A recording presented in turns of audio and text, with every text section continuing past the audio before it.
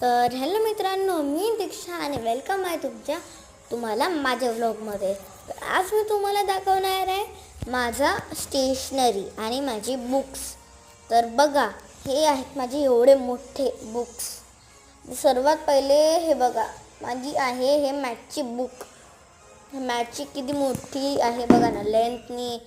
आणि म्हणजे माझी जी मॅथची बुक आहे ना, हे बिलकुल सेम लेंथ आहे दोघांची पण. हे बघा आहे की नाही, ते मॅथचीच बुक आहे. आणि हे आहे माझी ॲबॅकसची बुक. तर मॅमनी आम्हाला स्मॉल फ्रेंड, बिग फ्रेंड वगैरे सांगलेलं आहे. आणि नंतर आहे माझी ॲबॅकसची किट. इथं मी ॲबॅकसचा अभ्यास करते. इथं मी ॲबॅकसचा अभ्यास करते. म्हणजे तिथं आता प्लस मायनस डिव्हिजन, म्हणजे प्लस मायनस. आणि हे बघा, हेच तर आहे माझी मॅथची बुक. दोघांची सेम लेंथ आहे बरोबर. आणि हे मी आमची ॲबॅकसची लेवल 3ची ॲबॅकसची बुक. हे बघा, लेवल 3ची आहे. ती खूपच हार्ड आहे, मला तर नाही काही समजतच नाही.